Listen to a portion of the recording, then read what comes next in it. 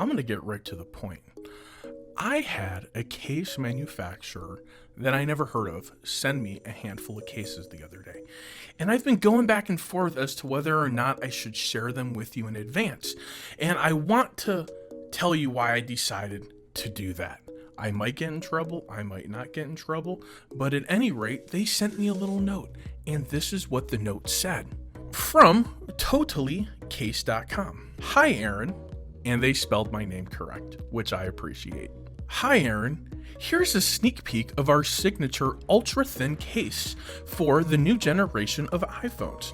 As mentioned, we currently have these up for pre-order on our website and offer a fit or your money-back guarantee on all sizes. Hopefully, this is of interest to you and your fans. Best, Jenna. Hey, Jenna. Thanks for sending me this card. Thanks for spelling my name correct.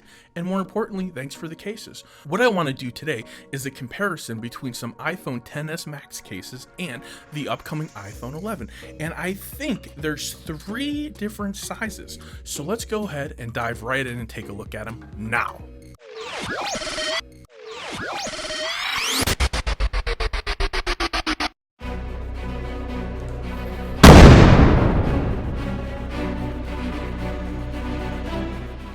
Just for a quick recap, here is a iPhone XS Max.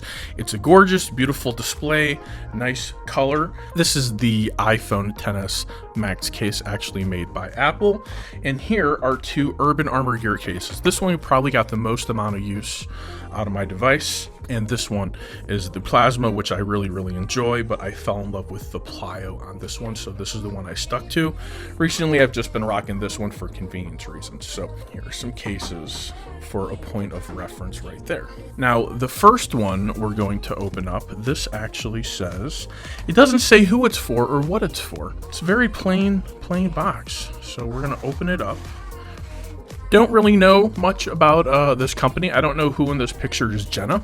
But this is an ultra slim case.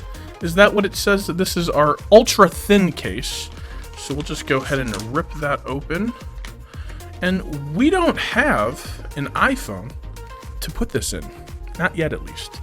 Maybe there's one coming. Gotta wait and see. But here it is. Super ultra thin. It's designed to basically cover your phone. I don't see any raised edges on this device, so I would probably say this is a no-go as far as protection is concerned. It's very flimsy and it's very cheaply made. Totallee. I don't know if I would put my phone in this case. So we've got this case, which compared to the iPhone XS Max is actually smaller. Probably for the smallest of all of the iPhones. Here is another one. Again, is actually smaller. So maybe this is the medium size one. So it actually fits inside of there. Again, no raised edges, no major protection. They're offering them on pre-order on their website, which is Totallee, Totalle case.com. TotalleeCase.com. One more, and this hopefully is the bigger one, the Pro, if you will. So this is California-based 2-year warranty. So that's nice. And this one actually is a little bit nicer.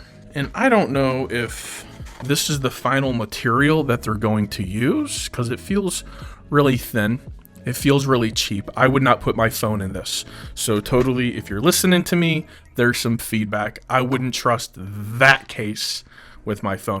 This one, I would be a little bit more into it. Now, the purpose of this is to be ultra thin, to be very slim.